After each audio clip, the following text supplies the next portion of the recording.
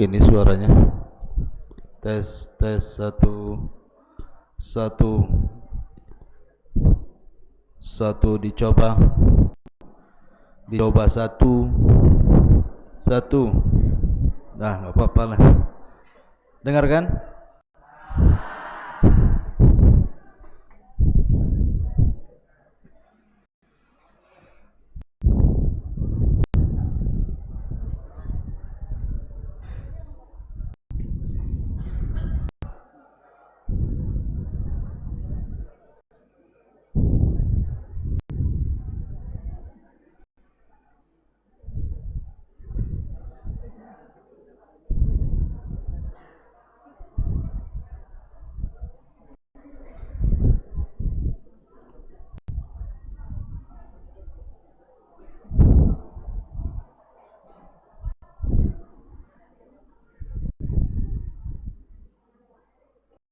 Mana?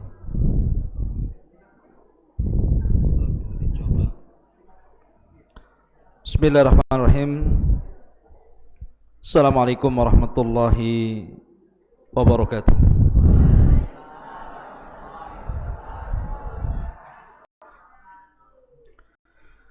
Alhamdulillah wassalatu wassalamu ala Rasulillah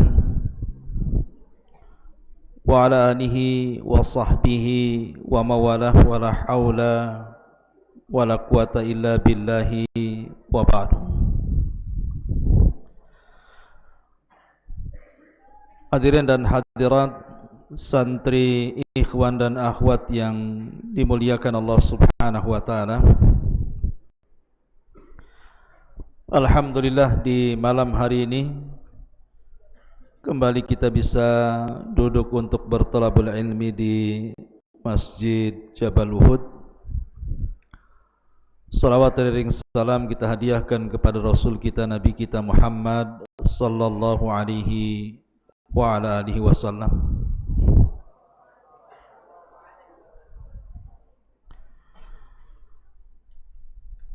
Pembahasan di malam hari ini kita akan membahas tentang salah satu daripada khulafa'u rasyidin, manusia terbaik setelah Nabi sallallahu alaihi wasallam. Siapa? Abu Bakar As-Siddiq radhiyallahu anhu. Pembahasan di malam hari ini kita akan membahas siapa Abu Bakar Siddiq radhiyallahu anhu. Bagaimana dia bisa masuk Islam? Bagaimana dia bisa mengajak teman-temannya untuk masuk ke dalam Islam? Bagaimana dia bisa hijrah bersama Nabi sallallahu alaihi wasallam? Dan apa sepak terjang Abu Bakar dalam Islam, baik di Mekah atau setelah hijrah Nabi sallallahu alaihi wasallam sampai menjadi khalifah dan memerangi orang-orang murtad dan sampai wafatnya beliau. Bagaimana kisahnya? Ini yang kita akan kisahkan di malam hari ini.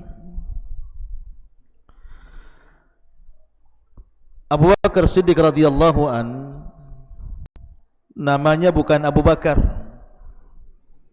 tapi namanya Abdullah ibnu Uthman ibn Amir al-Kuhafa. Abdullah ibn Uthman ibn Amir al-Kuhafah At-Taimi, dari Bani Taim. Karena Khulafa'ur Rasyidin ini berbeda-beda kabilah. Abu Bakar dari Bani Taim, Umar dari Bani Adi, kemudian Uthman dari Bani Umayyah, kemudian Ali dari Bani Hashim, walaupun semuanya di bawah naungan kabilah Quraisy. Bagaimana masa kecil Abu Bakar Siddiq radhiyallahu an? Ma'asyiral muslimin wal muslimat rahimani wa rahimakumullah. Abu Bakar itu tidak pernah mengenal menyembah berhala. Walaupun di zaman itu agama orang-orang musyrik Arab Quraisy itu mereka penyembah berhala. Padahal dulunya Arab itu agama tauhid di atas agama Ibrahim. Tapi setelah datang seorang laki-laki namanya Amr bin Luhai Al-Khuzai, Amr ibn Luhai, dialah yang merubah agama tauhid menjadi agama kesyirikan. Amr ibn Luhai inilah yang membawa patung dari Syam, dan patung yang dibawanya pertama kali namanya Hubal, yang kemudian diletakkan di Ka'bah.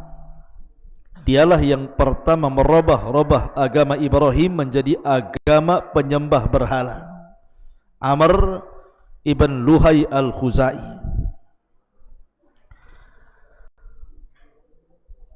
Sehingga ketika kesyirikan menyebar dan agama Ibrahim, agama tauhid sudah mulai surut, walaupun ada beberapa orang yang bisa dihitung dengan jari yang masih berpegang kepada agama Hanafiyah, sam'ah agama Ibrahim, tapi tidak banyak.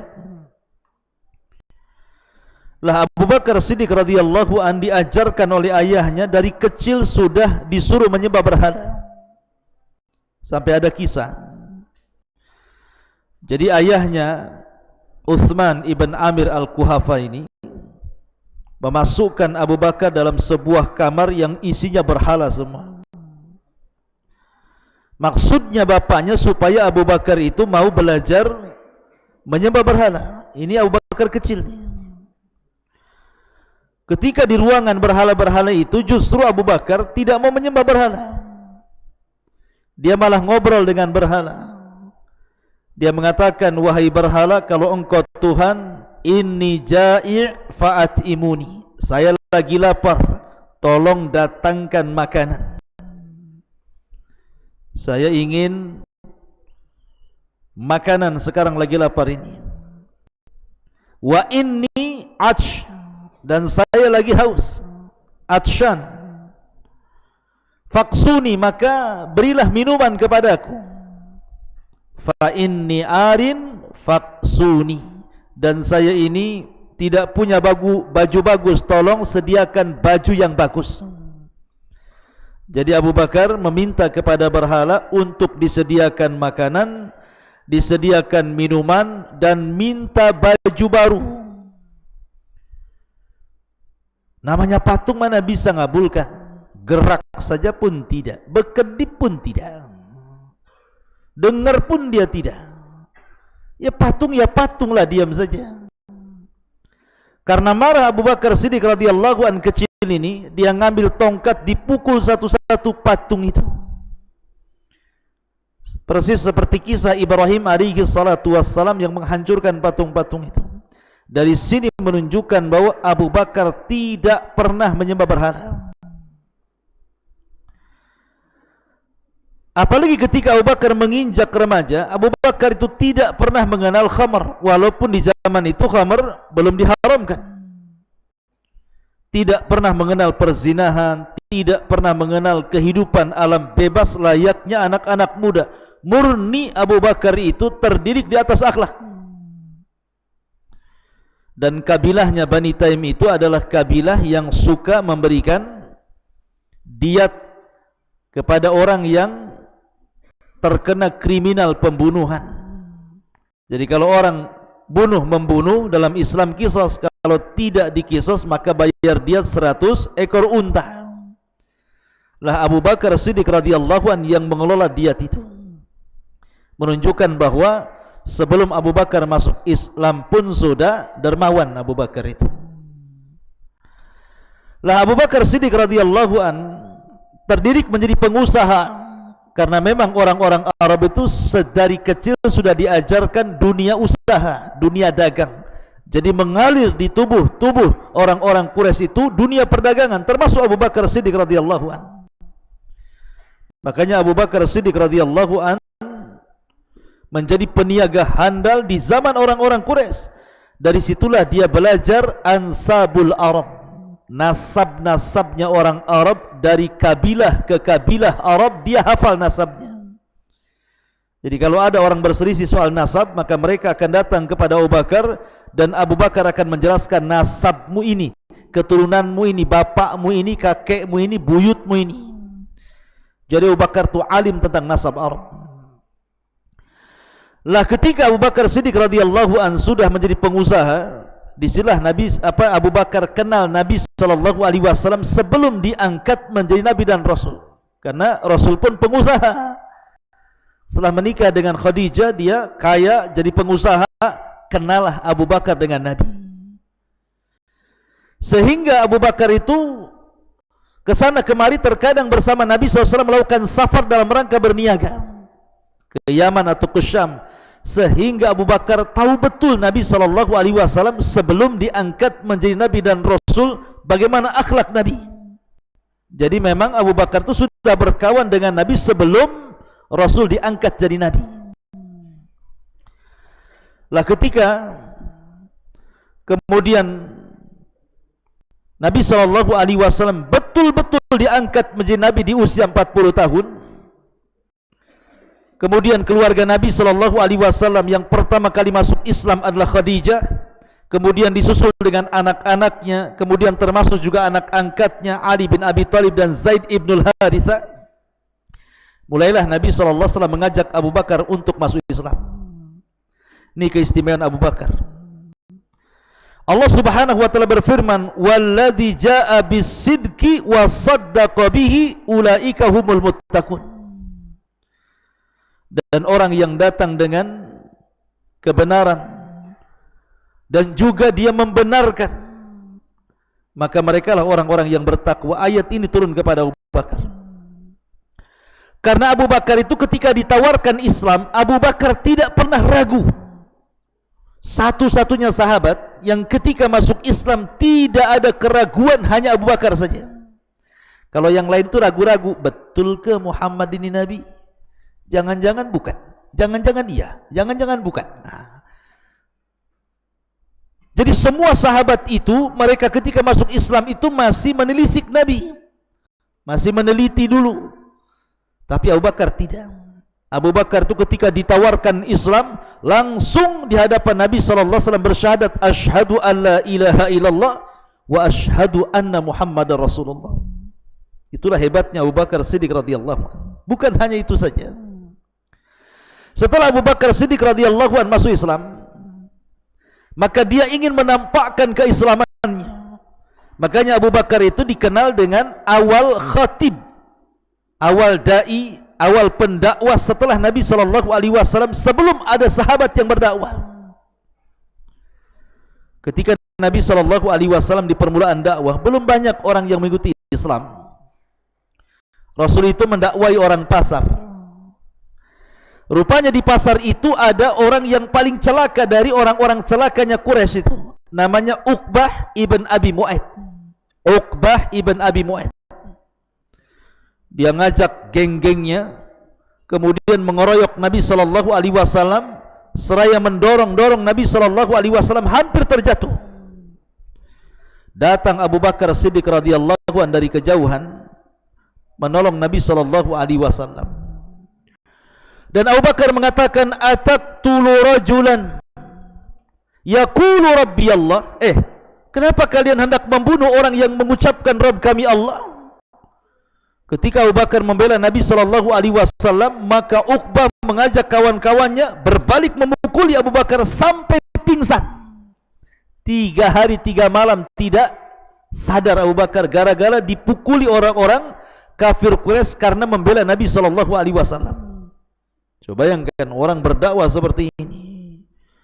Kalau sekarang ada dai dipukuli, resign jadi dai. Ya.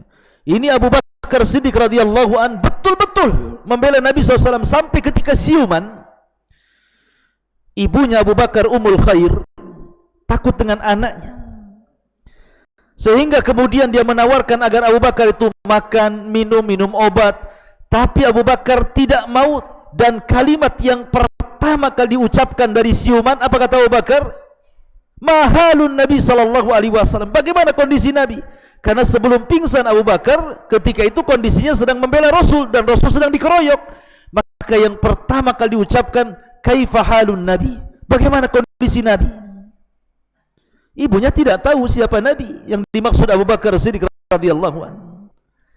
Akhirnya kemudian Abu Bakar minta kepada Ummul Khair ibuna dan juga budaknya Ummu Jamil supaya dipapahnya Abu Bakar ke rumah Nabi SAW. Setelah berjumpa dengan Rasul, maka Abu Bakar senang karena Rasul tidak ada apa-apa, maksudnya sehat-sehat saja.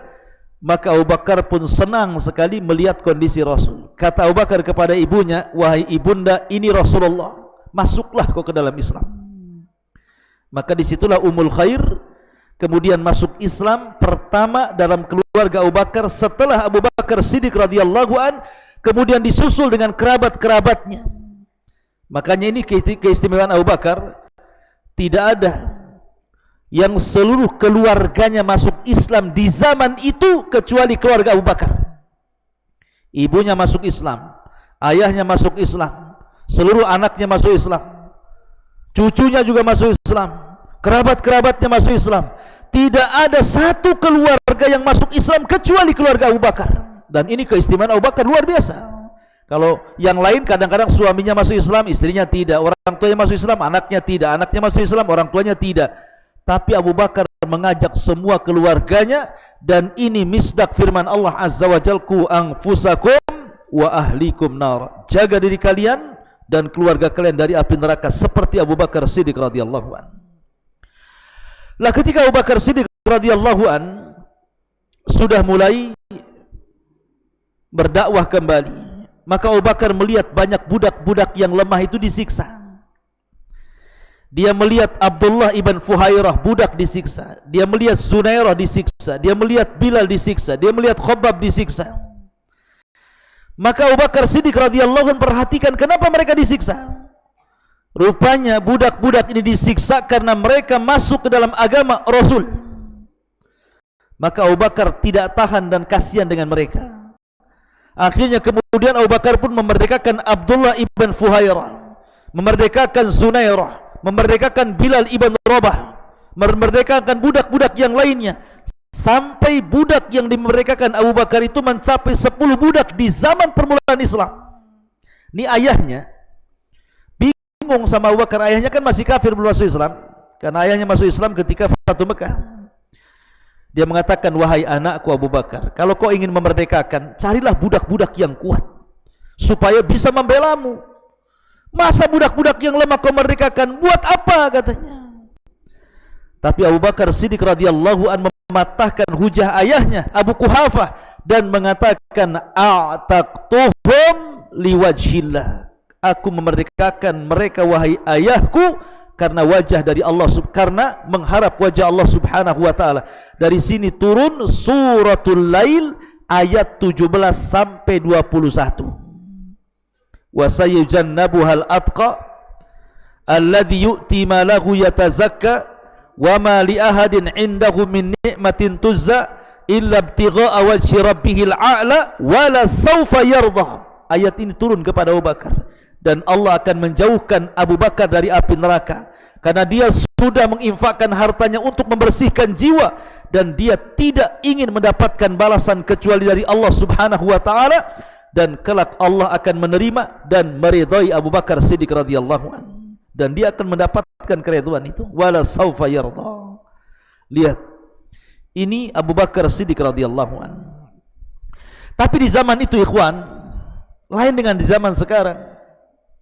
Orang berdakwah itu ditekan di zaman itu, diintimidasi, diancam, dimusuhi, pokoknya gerak dakwah itu disempitkan. Sampai akhirnya Abu Bakar ini manusia bukan malaikat. Kalau ditekan seperti itu, dia pun sempit. Rasanya Mekah yang luas itu kayak sempit kali untuk beribadah kepada Allah Azza wa Jalla. Akhirnya Abu Bakar pun niat untuk hijrah, untuk cari tempat beribadah kepada Allah dan tidak diganggu siapapun. Maka Abu Bakar pun menyiapkan perbekalannya di atas unta. Kemudian dia berjalan keluar dari Mekah. Rupanya di tengah jalan berjumpa dengan orang yang namanya Ibnu Dighinnah. Siapa? Ibnu Dighinnah namanya. Ibn Dighinnah ini orang kafir, tapi dia baik. Dia mengatakan kepada Abu Bakar, "Hei Abu Bakar, kamu mau kemana?" Disangkanya Abu Bakar mau jualan, mau berniaga ke Syam. Kata Abu Bakar, "Ya Ibn Dighinnah, inni muhajirun ilallah." Saya ingin hijrah menuju Allah. Saya ingin pergi dari Mekah. Saya ingin cari daerah yang tidak ada siapapun mengganggu ibadah antara diriku dengan Allah. Kata Ibn Dighinnah, "Wahai Abu Bakar, orang sepertimu tidak layak keluar dari Mekah dan tidak layak dikeluarkan dari Mekah. Mithluka ya Abu Bakrin la yakhruj wa la yukhraj." Orang sepertimu tidak boleh keluar dari Mekah, apalagi diusir dari Mekah. Kalau mereka orang-orang itu menyakitimu, wahai Abu Bakar, kata Ibn Dighinnah, aku yang akan melindungimu. Inni jiwarun laka, aku yang akan melindungimu, wahai Abu Bakar. Pulang kau ke rumah. Maka Abu Bakar balik lagi ke rumahnya karena sudah mendapatkan perlindungan dari Ibn Dighinnah, salah satu tokoh Quraisy, walaupun dia kafir tapi dia baik. Maka mulailah Abu Bakar agak tenang karena sudah ada pelindung. Maka dia coba membuat musola di samping rumahnya. Dia solat di luar rumah. Ketika Abu Bakar solat, banyak anak-anak kecil nonton. Ditonton sama anak-anak. Karena Abu Bakar itu kalau solat suka nangis. Terkadang tangisannya jauh lebih keras dibandingkan bacaannya. Jadi anak-anak nengokin Abu Bakar solat ini. Habis anak-anak keluar pula mak-maknya itu. Nengokin juga gitu kan, Abu Bakar Siddiq sedang sholat itu. Jadi para suami-suami orang-orang Quraisy ini, tokoh-tokoh ini takut kalau seandainya anak-anak mereka dan istri-istri mereka terpengaruh dengan Abu Bakar. Datanglah mereka kepada Ibn Dighinnah yang melindungi Abu Bakar dan mengatakan, "Ya Ibn Dighinnah, bilanglah sama Abu Bakar itu jangan sholat di luar rumah. Nanti anak-anak kami terpengaruh, istri-istri kami terpengaruh." Maka kemudian Ibn Dighinnah coba ngomong baik-baik sama Abu Bakar, "Wahai Abu Bakar, tolonglah. Orang-orang Quraisy menekan saya, sholatlah dalam rumah, jangan sholat di luar rumah." Kata Abu Bakar, "Baik, kalau begitu saya akan sholat di dalam rumah." Maka Abu Bakar pun sholat dalam rumah. Hanya selang 10 hari Abu Bakar keluar lagi, sholat di luar lagi, banyak lagi anak-anak mak-mak nengok tuh. Ya. Akhirnya orang-orang musyrik geram lah kan gitu. Datang lagi kepada Ibn Dighinnah, "Ya Ibn Dighinnah, sudahkah kami kasih tahu suruh Abu Bakar sholat dalam rumah, ngapain dia sholat di luar rumah?" Akhirnya kuna Ibn Dighinnah datang lagi kepada Abu Bakar merengek-rengek agar Abu Bakar jangan sholat di luar rumah. Tetapi Abu Bakar mengatakan, "Tidak, saya tetap akan sholat di sini." Maka kata Abu Bakar Siddiq radhiyallahu an, "Kalau lantaran ini kau berat denganku karena kau sudah memberikan perlindungan kepadaku, aku lepaskan perlindunganmu kepadaku." Kata Ibn Dighinnah, "Kalau aku tidak melindungimu, orang-orang itu menyakitimu, lalu siapa yang akan melindungimu?" Maka Abu Bakar mengatakan, "Inni jiwarun ilallah, aku punya pelindung Allah subhanahu wa ta'ala. Idza pergi kau ya Ibn Dighinnah." Lihat bagaimana Abu Bakar Siddiq radhiyallahu anhu ketangguhannya. Makanya ketika Ali radhiyallahu an menjadi khalifah di Kufah, Ali ditanya, "Ya khalifatal Islam, wahai Ali, siapa asja'un nas, orang yang paling berani di zaman Nabi sallallahu alaihi wasallam itu?" Karena Ali itu kan pemberani orangnya. Disangkanya Ali akan mengatakan saya. Rupanya Ali mengatakan Abu Bakar orang yang paling berani katanya.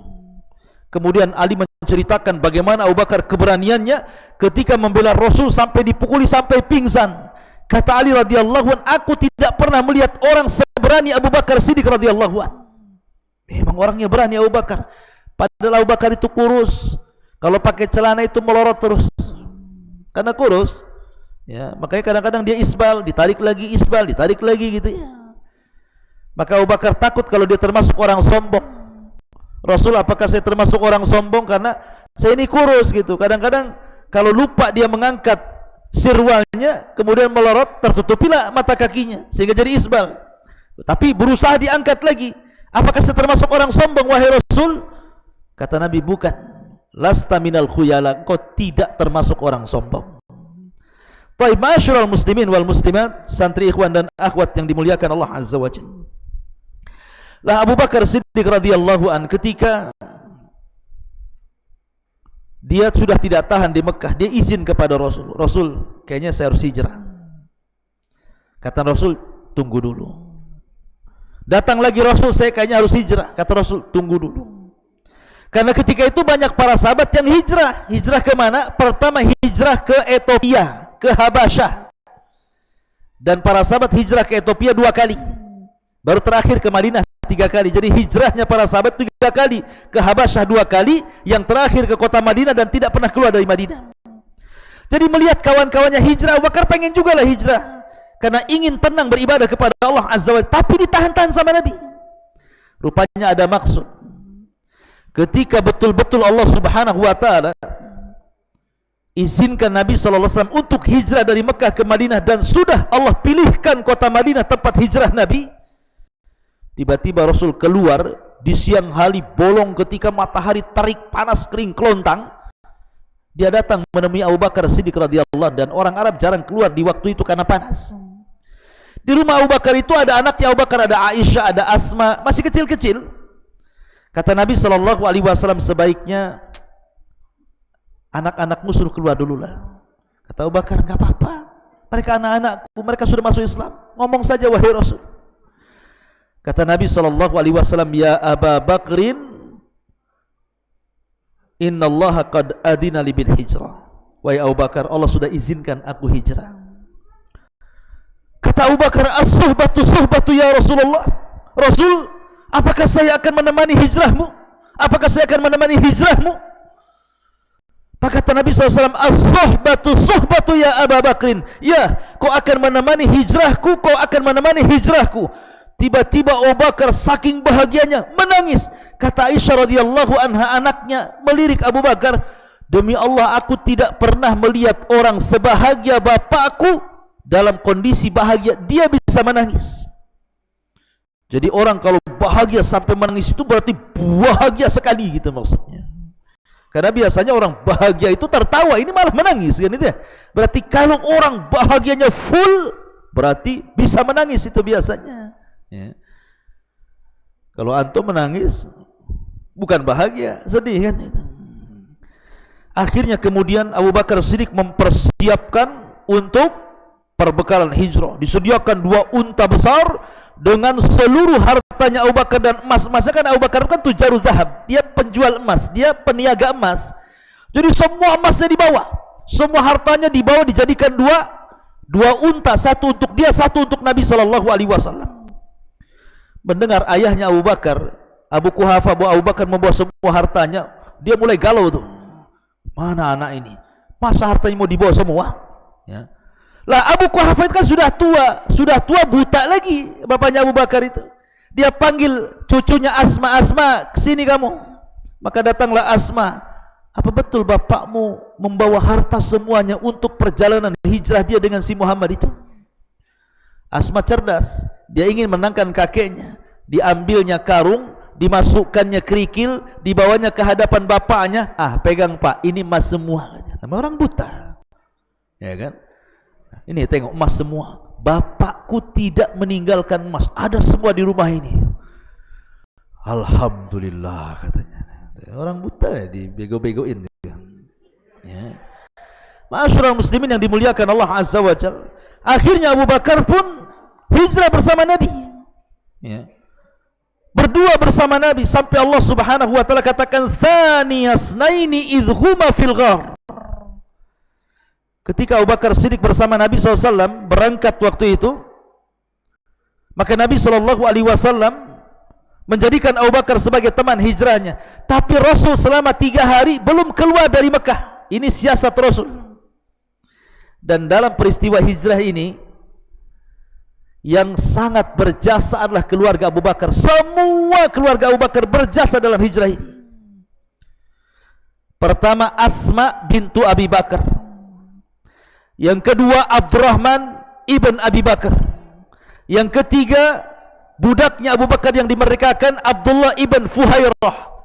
Itu berjasa sekali bagi perjalanan hijrah Nabi SAW. Jadi Rasul itu punya siasat, dan Abu Bakar tidak langsung berangkat ke Madinah, tetapi sengaja bersembunyi di Mekah selama 3 hari, biar orang-orang Mekah menyangka bahwa Rasul dan Abu Bakar sudah berangkat ke Madinah, sehingga mereka mengejar ke Madinah. Karena mereka memberikan hadiah besar untuk kepala Nabi dan kepala Abu Bakar Siddiq radhiyallahu an. Akhirnya mereka pun kemudian bersembunyi di gua yang disebut dengan Ghar Ats-Tsur. Gua Tsur.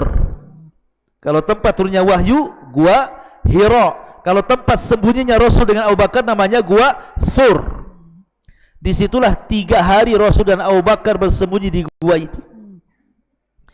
Lah siapa yang kasih makan itu di gua itu coba?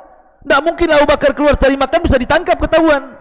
Yang kasih makan anaknya Asma. Asma itu dia menyiapkan perbekalan makanan dari rumahnya setiap hari menuju gua itu untuk kasih makan. Bayangkan bagaimana Asma seorang wanita harus sembunyi-sembunyi, jangan sampai ketahuan. Kalau ketahuan bisa dibunuh dan akan ketahuan Rasul dan Abu Bakar, sehingga dia mengorbankan jiwanya hanya untuk memberi makan ayah dan juga Nabi SAW. Ini Asma bintu Abu Bakar.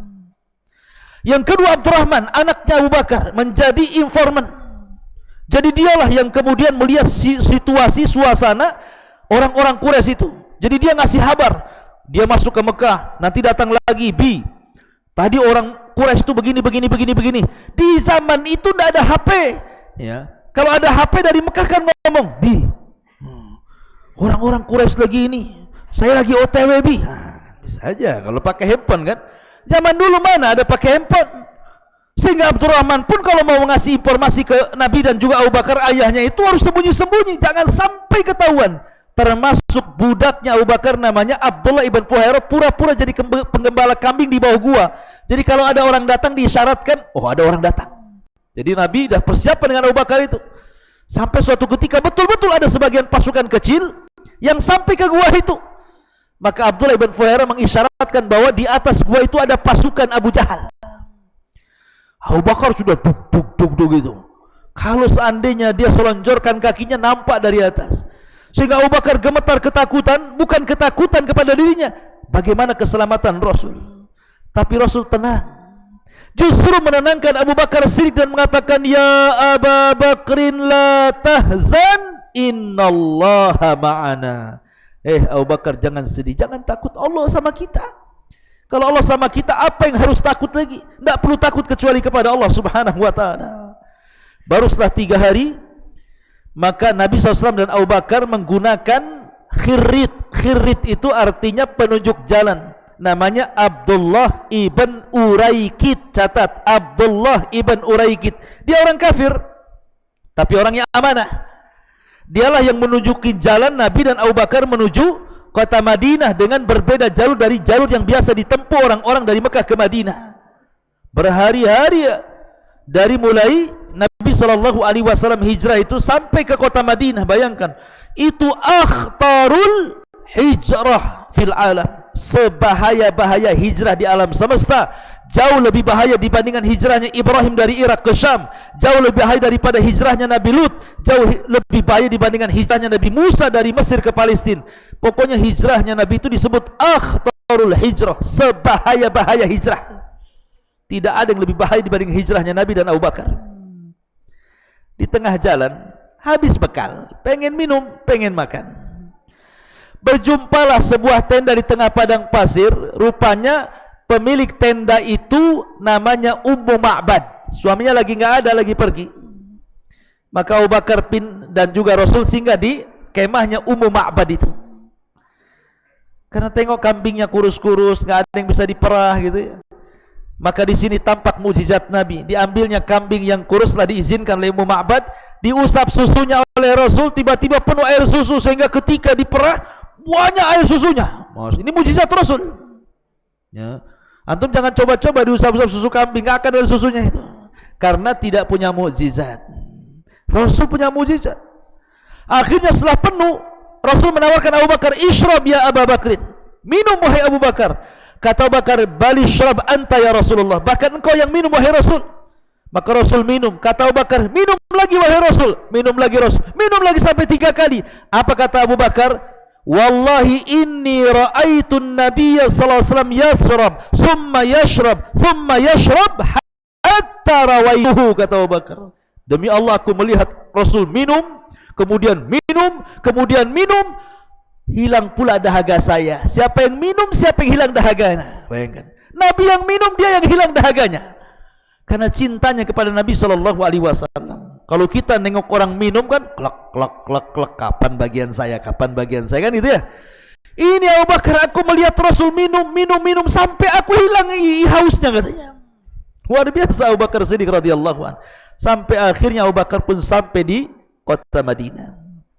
Ma'asyiral muslimin wal muslimat, santri ikhwan dan akhwat yang dimuliakan Allah Azza wa Jalla. Sesampainya di kota Madinah, maka Abu Bakar Siddiq radhiyallahu anhu memainkan peran dakwahnya di kota Madinah. Maka Abu Bakar menampakkan akhlak setelah akhlak Nabi SAW, sehingga banyak orang tertarik masuk Islam karena melihat akhlak Abu Bakar Siddiq radhiyallahu anhu. Luar biasa akhlaknya Abu Bakar itu. Dia tunjukkan bagaimana ibadahnya di hadapan para sahabat sebagai percontohan bagaimana manusia terbaik setelah Nabi SAW. Sampai suatu ketika Rasul itu sedang berceramah seperti ini. Kata Rasul, siapa yang hari ini puasa, tidak ada yang berdiri kecuali Abu Bakar. Ana ya Rasulullah. Siapa yang hari ini mengunjungi orang sakit, tidak ada yang berdiri kecuali Abu Bakar. Saya ya Rasulullah. Siapa yang hari ini memberi makan fakir dan miskin, tidak ada yang berdiri kecuali Abu Bakar. Saya ya Rasulullah. Kata Rasul, siapa yang hari ini mengikuti jenazah, tidak ada yang berdiri kecuali Abu Bakar. Subhanallah, dalam satu hari Abu Bakar berpuasa, memberi makan fakir miskin, mengunjungi orang sakit, mengantarkan jenazah ke kuburan. Kata Rasul, tidaklah dalam satu hari terkumpul 4 perkara ini illa dakhalal jannah, kecuali dia masuk surga. Itu Abu Bakar. Abu Bakar luar biasa. Fa idza faraghta fansab. Kalau selesai mengamalkan sebuah amalan, dia berpindah kepada amalan yang lain. Itulah Abu Bakar Siddiq radhiyallahu anhu. Sampai suatu ketika Abu Bakar pernah bertengkar dengan orang Yahudi, dengan orang kafir. Ketika orang kafir ini mengatakan innallaha salisu salasah, katanya Allah itu satu di antara 3. Sama orang Nasrani, ditempelenglah orang ini. Kemudian akhirnya orang ini datang kepada Nabi mengadu, Rasul, ini Abu Bakar nempeleng saya. Ya. Kata Abu Bakar, ya saya tempeleng karena dia mengatakan innallaha salisu salasah, katanya. Kemudian kata Abu Bakar, ya memang saya betul, jujur Abu Bakar. Tapi ketika kemudian kata Rasul, betul kau mengatakan seperti itu kepada orang kafir? Enggak, saya enggak mengatakannya, bohong dia karena tidak ada saksi masalahnya. Dari situ Abu Bakar merasa dizalimi. Tetapi Allah Subhanahu wa taala mendengar kasus ini sehingga Allah turunkan ayat qad sami Allahu qaulal ladzina qalu innallaha salisu salasa. Sungguh Allah telah mendengar orang yang mengucapkan kalimat sesungguhnya Allah satu di antara 3 Tuhan. Ma'asyiral muslimat, ma'asyiral muslimin wal muslimat rahimani wa rahimakumullah. Baik, kemudian kisah Abu Bakar juga. Abu Bakar itu ikhwan, kebiasaan dia adalah suka bersedekah. Sampai suatu ketika Umar itu cemburu dengan Abu Bakar. Gimana caranya supaya amalan saya bisa mengejar amalan Abu Bakar? Jadi ketika ada perang Tabuk nih, perang Tabuk itu kan tidak bisa ditempuh jalan kaki, apalagi lawannya Romawi, masalahnya harus pakai kuda pacu. Sementara pasukan miskin tidak punya kuda. Maka Nabi SAW berceramah tentang pentingnya infak. Kata Umar, ini kesempatan saya menandingi Abu Bakar. Datang dia kepada Rasul. Rasul, aku punya separuh harta, ku infakkan hartaku di jalan Allah, ambil. Kata Nabi SAW, ya Umar, wa ma abqaita li ahlik, lalu apa yang kau sisakan kepada keluargamu? Kata Umar, tenang Rasul, masih separuhnya lagi ada. Disangkanya Umar itu sudah menang, dia sudah menafkahkan separuh hartanya. Saya hari ini bisa mengejar kebaikan Abu Bakar. Rupanya esok hari Abu Bakar datang kepada Rasul dan mengatakan, ya Rasulullah, semua hartaku ambil. Kata Rasul, ya Abu Bakrin, ma abqaita li ahlik. Abu Bakar, kalau kau infakkan semua hartamu, nanti apa nasib keluargamu? Kata Abu Bakar, mungkin kalimat ini biasa bagi dia, tapi luar biasa bagi kita. Abqaituhum lillahi walirrasul, aku sisakan mereka kepada Allah dan Rasulnya. Kata Umar, aduh kalah lagi aku, katanya. Disangkanya Umar menang untuk menandingi Abu Bakar. Sampai suatu ketika Nabi SAW berjalan nih, Rasul, Abu Bakar, Umar pulang dari safar. Tiba-tiba kemudian lewat di Masjid Nabawi. Kemudian di balik tembok itu, di balik dinding itu ada orang yang ngaji. Rupanya yang ngaji itu Abdullah bin Mas'ud radhiyallahu anhu yang kunyahnya Ibnu Ummi Abdin. Suara Abdullah bin Mas'ud sangat indah sekali. Tiba-tiba kata Abu Bakar, kata Rasul, tunggu dulu Abu Bakar, Umar, kita dengarkan dulu, ini suara siapa yang ngaji ini? Indah sekali suaranya Abdullah bin Mas'ud itu.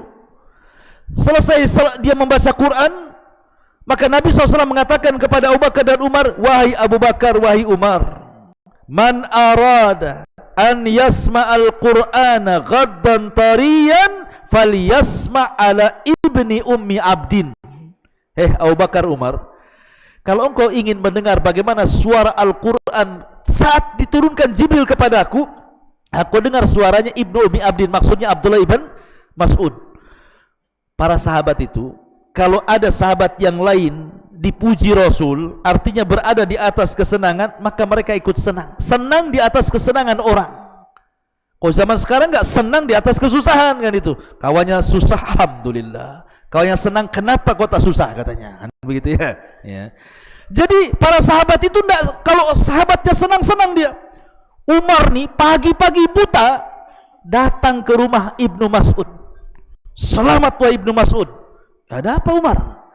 Nabi kemarin ngomong, suaramu indah, suaramu disejajarkan dengan Jibril. Tapi Abdullah bin Mas'ud biasa-biasa saja. Kata Umar, kenapa kamu biasa-biasa saja? Aku sudah menghabarkan berita gembira dari Nabi SAW. Aku sudah pagi-pagi buta datang kemari. Kata Abdullah bin Mas'ud, iya, karena barusan Abu Bakar datang ngasih tahu hal yang sama. Ya aku biasa-biasa saja karena sudah tahu dari Abu Bakar. Kata Umar, kalah lagi aku katanya. Lihat bagaimana Umar bin Khattab berusaha menandingi Abu Bakar, tidak bisa ya. Makanya kemudian Abu Bakar itu wajar kalau seandainya sahabat satu-satunya yang kalau seandainya kata Rasul keimanan Abu Bakar diletakkan di satu neraca dan keimanan seluruh manusia diletakkan di satu neraca satunya, maka keimanan Abu Bakar jauh lebih berat menjangkau seluruh keimanan manusia setelah Nabi SAW. Ya, karena dari 10 sahabat yang masuk dijanjikan dihabar gembirakan masuk surga, sebagian besar Islam di tangan Abu Bakar. Utsman bin Affan Islam di tangan Abu Bakar. Talha bin Ubaidillah Islam di tangan Abu Bakar. Abu Ubaidah ibn Jarrah Islam di tangan Abu Bakar. Abdurrahman bin Auf Islam di tangan Abu Bakar. Utsman bin Mad'un Islam di tangan Abu Bakar. 6 di antara sahabat yang dijanjikan masuk surga semua Islam di tangan Abu Bakar. Abu Bakar sedikit luar biasa, ngajak orang masuk Islam itu dengan akhlaknya tertarik orang ya. Ma'asyiral muslimin wal muslimat rahimani wa rahimakumullah. Makanya wajar kalau Rasul itu suka dengan Abu Bakar. Ketika Amr bin As bertanya kepada Rasul, siapa laki-laki yang paling kau cintai dan siapa wanita yang paling kau cintai? Kata Rasul, adapun perempuan Aisyah, adapun laki-laki bapaknya, maksudnya Abu Bakar Siddiq radhiyallahu anhu. Baik.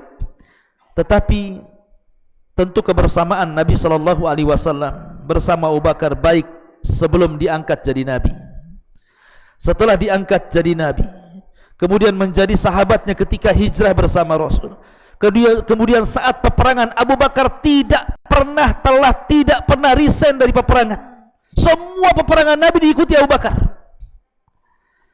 Sampai akhirnya Nabi SAW tepat di hari Senin tanggal 12 tahun 11 Hijriah, bulan Rabiul Awal, Nabi SAW meninggal dunia. Ketika Nabi SAW meninggal dunia, semua sahabat tidak yakin dan tidak percaya.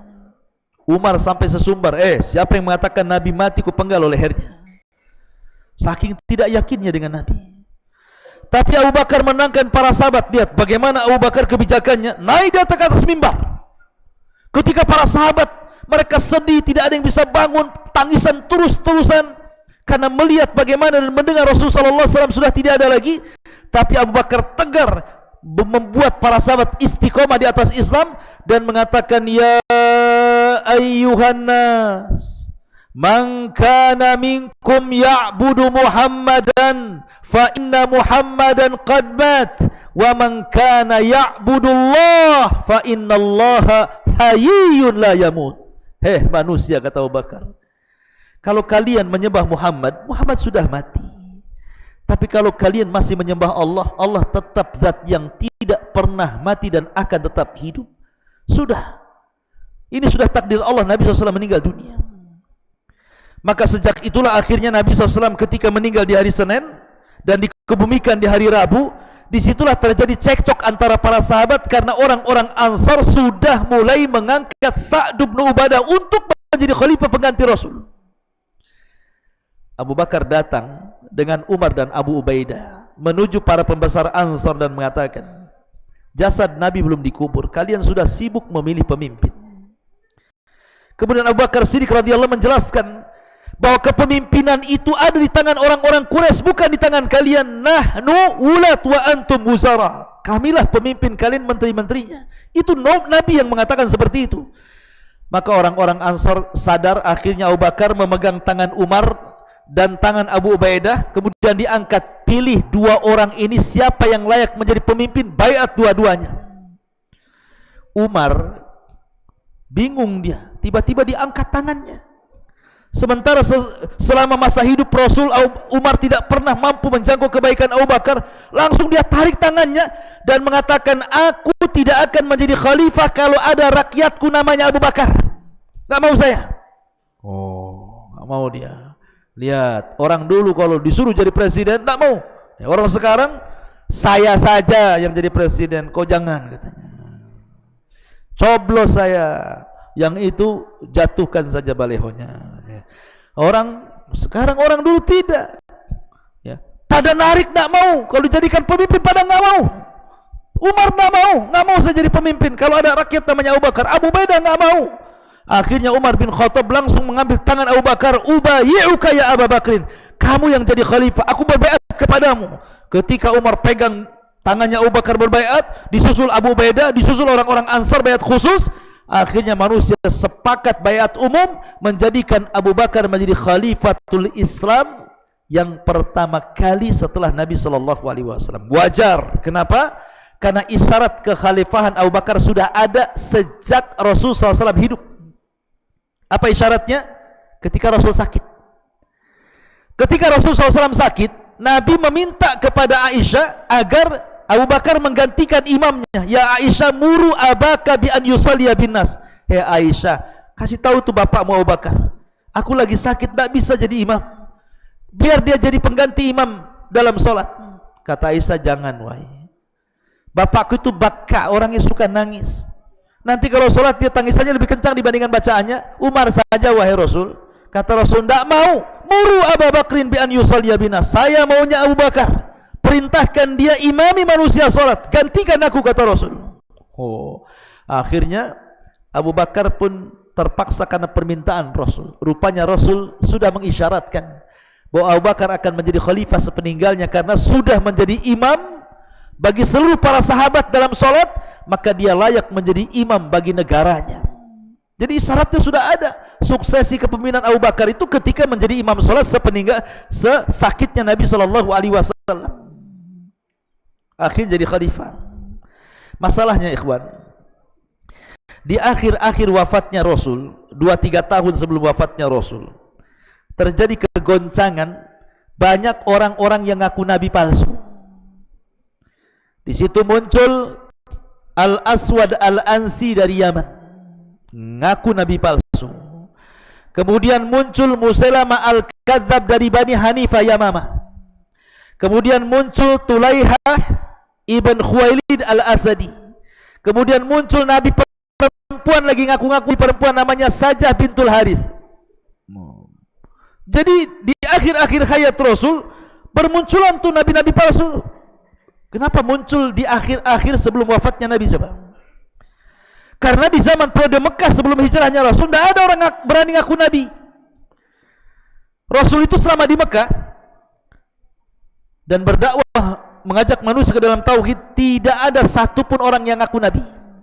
Kenapa? Risikonya berat kalau ngaku nabi. Karena nabi saja bagaimana coba difitnah, dicaci, dimaki, diintimidasi, bahkan diancam akan dibunuh macam-macam. Jadi orang takutlah ngaku nabi. Ya.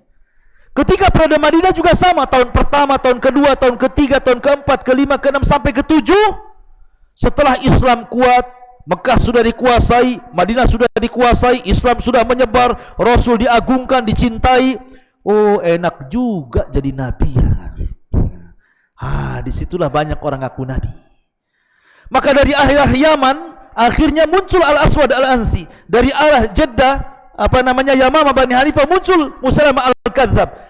Kemudian muncul lagi Tulaiha, muncul lagi Sajah bintul Haris. 4 nabi palsu muncul di zaman akhir-akhir hayat Nabi SAW. Ketika kehilafan Abu Bakar, inilah PR-nya Abu Bakar. Abu Bakar itu berkuasa tidak lama, 2 tahun.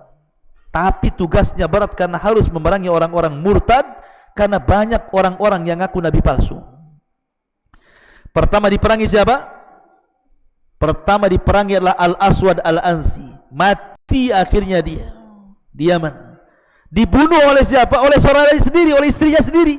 Istrinya kan wanita soleha, bekerja sama dengan anak pamannya. Dibunuhnya suaminya karena ngaku nabi.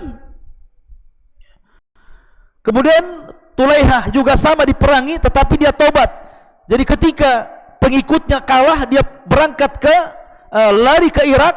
Kemudian dia tobat masuk Islam dan baik Islamnya. Kemudian juga yang perempuan itu yang ngaku nabi, namanya Sajah bintul Haris, juga sama, kabilahnya kalah, dia lari, kemudian dia tobat masuk Islam dan baik Islamnya. Yang paling bahaya itu Musailamah Al-Kadzdzab. Ini Musailamah Al-Kadzdzab ini paling bahaya, karena pengikutnya banyak. Seluruh Bani Hanifah itu mengikuti Musailamah Al-Kadzdzab, bukan karena mereka yakin Musailamah nabi, tidak, karena bagi mereka walaupun pendusta dari Bani Hanifah lebih mereka cintai daripada orang jujur dari Bani Hashim, katanya. Makanya mereka fanatik kabilah. Dari situlah maka Abu Bakar mempersiapkan pasukan dipimpin Khalid ibn Walid untuk membunuh Musailamah Al-Kadzdzab dan menumpas seluruh para pengikutnya. Karena Musailamah Al-Kadzdzab ini, ikhwan, dia dikuatkan oleh seorang yang dulunya bekas sahabat Nabi, walaupun riwayat ini sebagian ulama mengatakan tidak benar, batil gitu, fi nazar. Tapi kisahnya disebutkan dalam tarikh-tarikh ketika bicara tentang tarikh Nabi. Jadi ada orang namanya Rajal ibn Anfawah. Rajal ibnu Anfawah namanya. Rajal ibn Anfawah ini dia sahabat Nabi. Konon seperti itu. Dia belajar Al-Quran dari Ubay bin Ka'ab, akhirnya menjadi penghafal Quran, hafal Quran, pakar Quran, dan orang saleh. Suatu ketika dia duduk bersama Abu Hurairah, bersama sahabat yang lainnya, hanya beberapa orang dari kalangan qurra, ahli, pakar-pakar Quran dan juga yang lainnya. Kata Rasul, tiba-tiba mengatakan, di antara kalian, kata Rasul, ada yang giginya seperti gunung Uhud dan akan masuk jahanam. Abu Hurairah kaget, lirik-lirikan lah, siapa nih giginya kayak Jabal Uhud nih, kayak gunung Uhud nih. Karena Rasul mengatakan di antara kalian akan ada yang masuk jahanam dan giginya sebesar gunung Uhud, katanya. Lirik-lirikan nih Abu Hurairah nih. Jangan kamu, siapa ini? Sampai Abu Hurairah ketakutan. Rupanya yang dimaksud sabda Rasul adalah Rajal ibn Anfawah, karena satu majlis dengan Abu Hurairah. Dan dia dari Bani Hanifah, dari kabilahnya Musailamah Al-Kadzdzab. Ketika Rasul mengutus dia untuk berdakwah kepada Bani Hanifah, dia bagus mengajarkan Quran macam-macam. Ketika Rasul sudah meninggal, Abu Bakar pun masih mengutus dia untuk menasihati Musailamah Al-Kadzdzab. Ketika dia menasihati Musailamah Al-Kadzdzab, dirayu sama Musailamah, wahai Rajal, kalau engkau mau mengatakan aku nabi setelah Muhammad, ku berikan kau kedudukan menjadi wazirku, menjadi menteriku, katanya. Wah, mikir dia jadi menteri. Wah, murtad dia. Akhirnya ikut Musailamah Al-Kadzdzab Rajal ibn Anfawah ini, padahal pakar Quran. Ya. Sekali lagi riwayat ini batil, cuman saya kisahkan sebagai pengetahuan. Ya.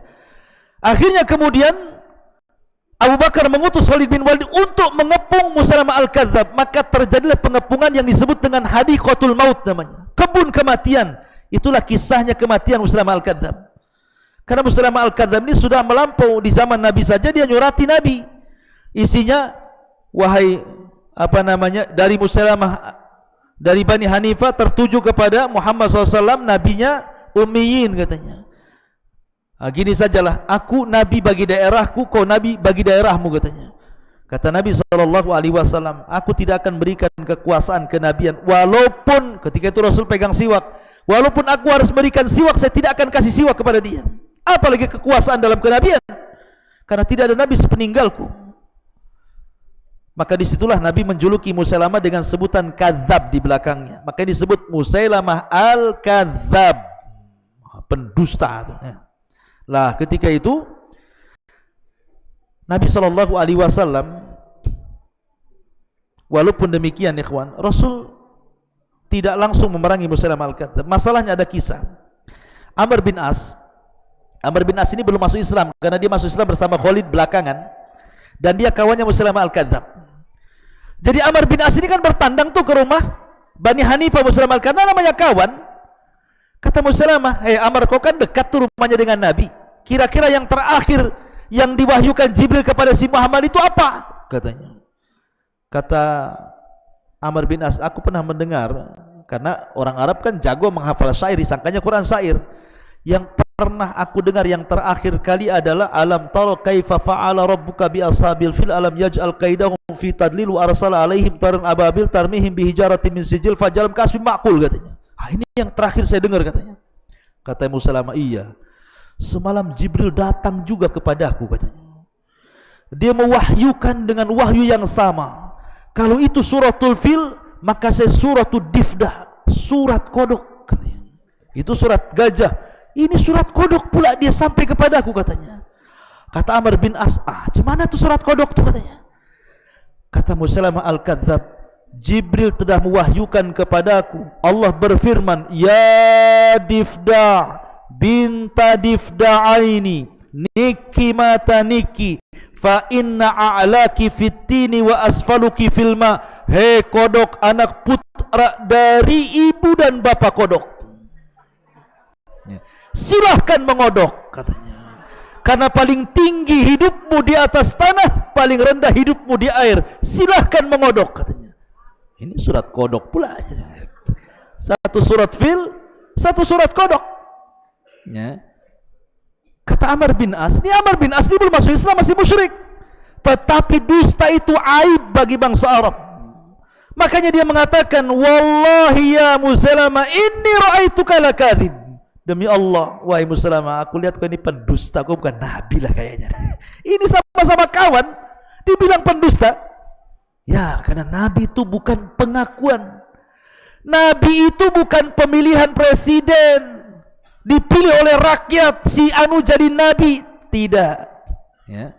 Pemimpin itu ada dua, ada yang dipilih Allah, tidak dipilih rakyat. Nabi, itu tidak dipilih rakyat, Allah yang milih.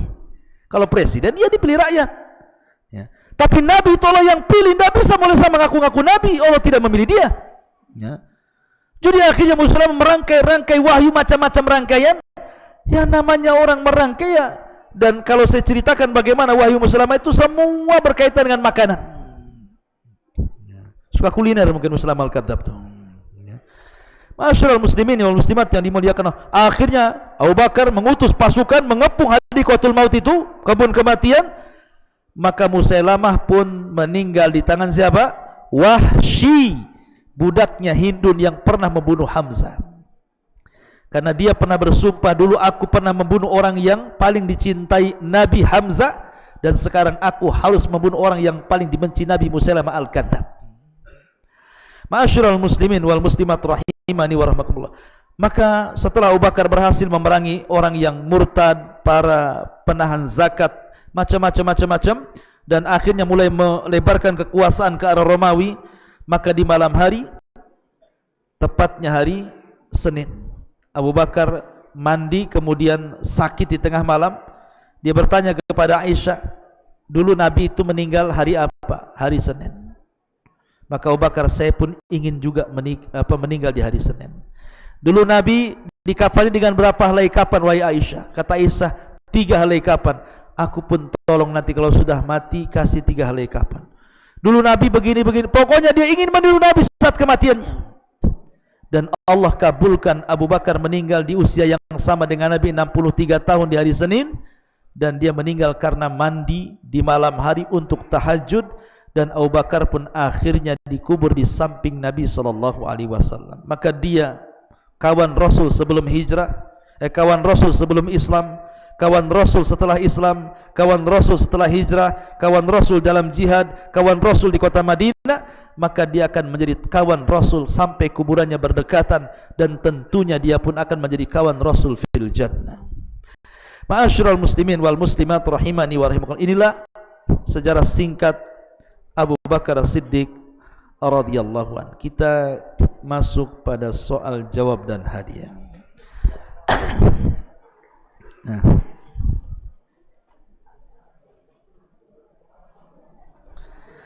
Taib. Hadiah pertama, mie kremes. Mie kremes. Sop. Tangguh. Taib. Pertanyaan yang pertama, ikhwan dulu sebelah kiri, dan sebelah kanan dulu, baru sebelah kiri. Sebelah kanan. Siapa nama Abu Bakar? Cepat. Bangkit, cepat. Jangan lihat buku, cepat. Ahsanta. Ayo, fadhal. Khud.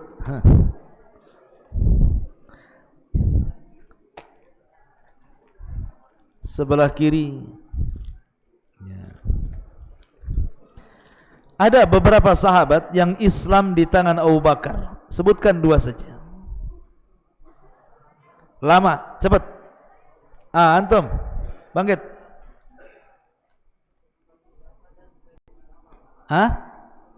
Buka maskernya. Zubair bin Awam dan Utsman ibn Affan. Ahsan. Fadhal. Ayo, dapat apa ini? Wayak. Antum.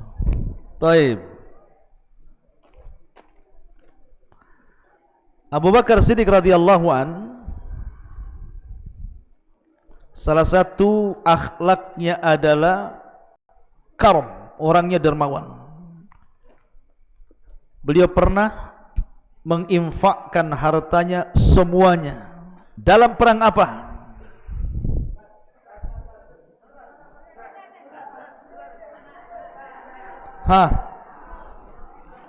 Perang Tabuk. Ahsan, sini.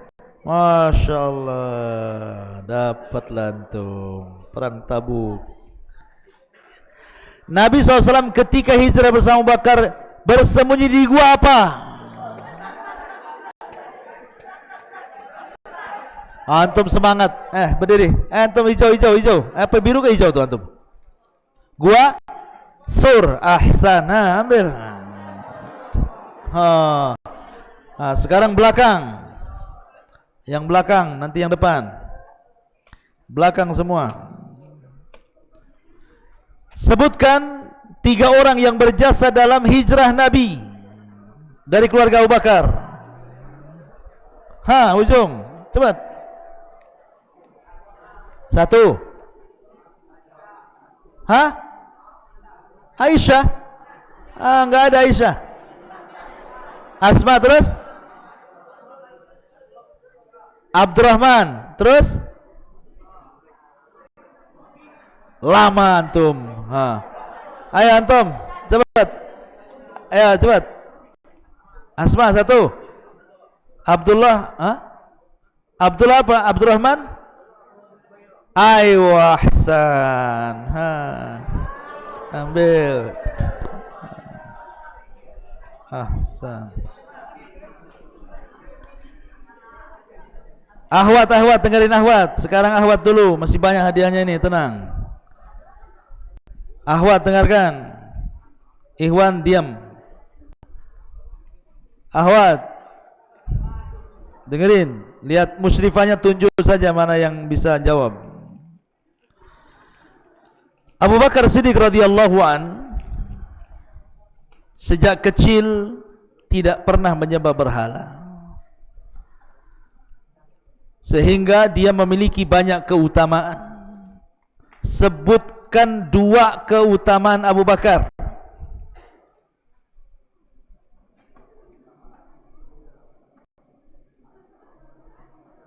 Halo? Nggak ada? Ada gitu kok antum ini. Hah? Ngomong apa dia?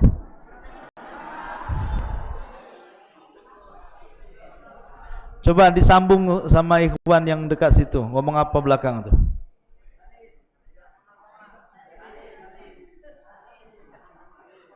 Hah? Tidak pernah mengenal khamar terus? Yang kedua? Dan zina, ya maksiat. Apalagi satunya? Oh sudah dua ya? Oh ya sudah, dapat gemes. Dapat gemes. Pertanyaan yang kedua, akhwan. Dapat apa ini? Muruku. Apa muruku ini? Pokoknya muruku lah.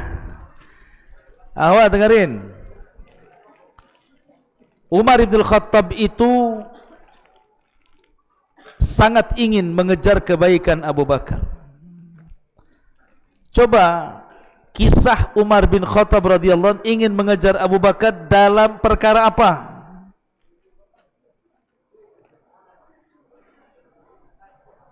Yang saya ceritakan saja. What? Hah?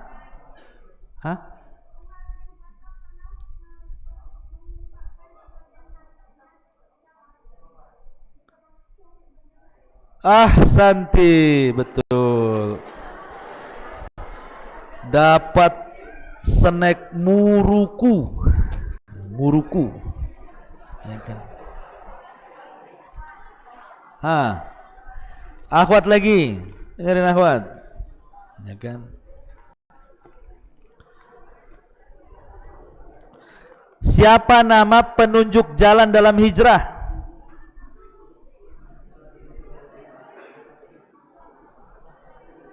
Abdullah ibn Uraikid. Santi. Dapat apa ini? Pokoknya snack Tango. Taib. Satu lagi akhwat, nanti ke Ikhwan lagi. Siapa yang membunuh Musailamah Al-Kadzab? Silakan tuh yang ngacung tuh. Wahsi. Ahsan. Sekarang Ikhwan. Dengerin Ikhwan.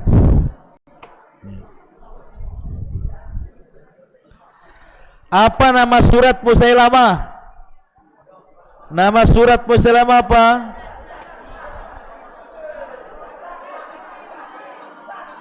Antum yang belakang, Surat Kodok. Iya, bahasa Arabnya apa? Bahasa Arabnya apa? Bahasa Arab Kodok apa? Cebong. Nggak ada cebong bahasa Arab. Antum coba lah.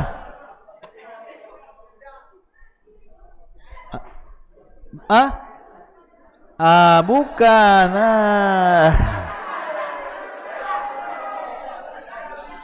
Antum putih. Dif. Ahsan, dif da'am. Ada. Fadal. Kodok kok nggak tahu antum. Kodok. Bahasa Arab kodok nggak tahu. Kodoknya tahu, bahasa Arabnya tahu. Baik. Siapa nama sahabat yang menemui Musailamah Al-Kadzab yang sebelum masuk Islam? Antum cepat. Amr bin As. Ahsan. Cepat.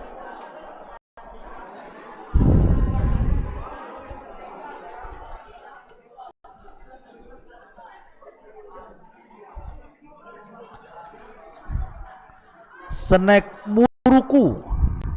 Mana ini? Otam. Dapat otam antum. Abu Bakar Siddiq radhiyallahu an ketika hijrah Nabi, dia menjadi khalifah dalam Islam. Kemudian dia melakukan tugas-tugas menjadi khalifah. Apa tugas-tugas dia ketika menjadi khalifah?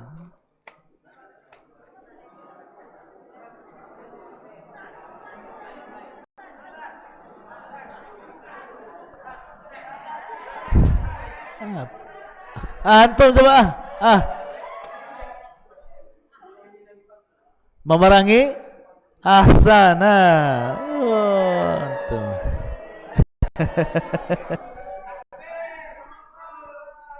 Sekali lagi, nanti akhwat lagi. Selain memerangi nabi palsu, apa lagi?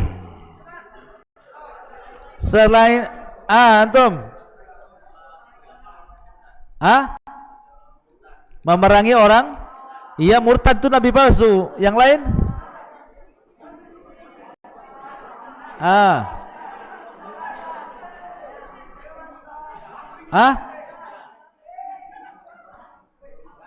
Enggak ada.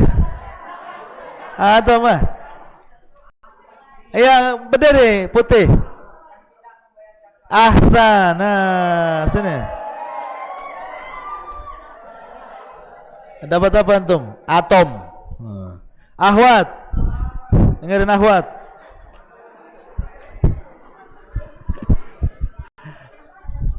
Ahwat dengerin. Dapat apa ini? Snack muruku lagi. Diam. Ahwat enggak dengar kalau antum ribut, ahwat enggak bisa jawab. Sebutkan 4 khalifatur rasyidin, akhwat.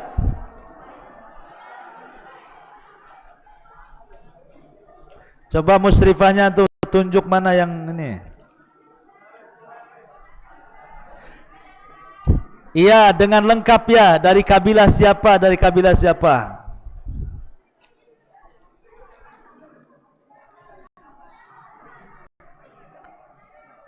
Cepat.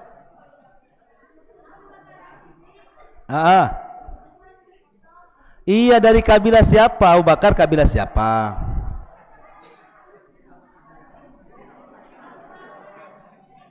Ya.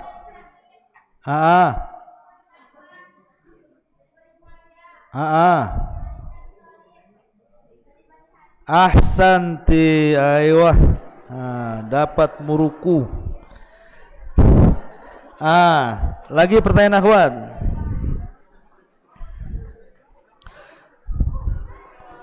Siapa yang memuji Abu Bakar di antara 4 khalifah itu?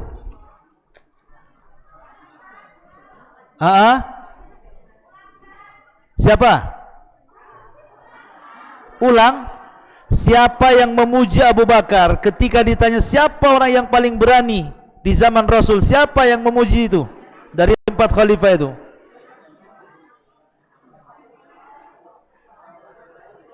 Siapa? Ahsan, Ali bin Abi Thalib. Naraya, dapat naraya.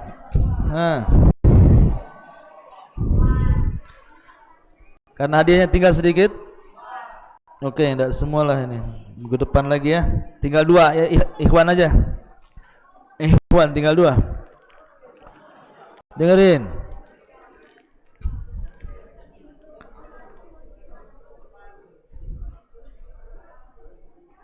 Abu Bakar Siddiq radhiyallahu an, di antaranya adalah sifatnya walladzi jaa bis-sidqi was-saddaqa bi, karena dia membenarkan, benar dan membenarkan. Bentuk membenarkannya di mana?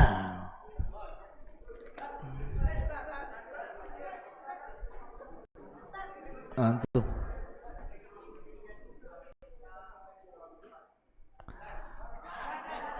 Itu nggak diceritakan sama saya, betul, tapi itu yang tadi saya cerita.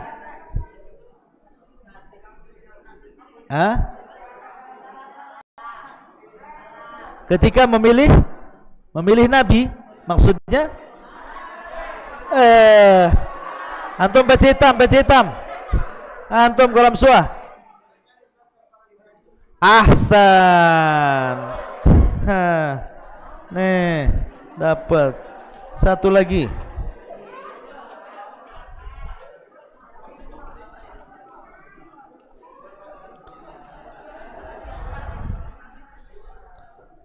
Berapa tahun Abu Bakar berkuasa? Cepat. Ahsan. Dah. Subhanakallah bihamdika asyhadu an la ilaha illa anta astaghfiruka wa atubu ilaik. Allah ta'ala. Assalamualaikum warahmatullahi wabarakatuh. Diam dulu ikhwan, akhwat mau keluar, diam dulu, jangan dulu ada yang keluar.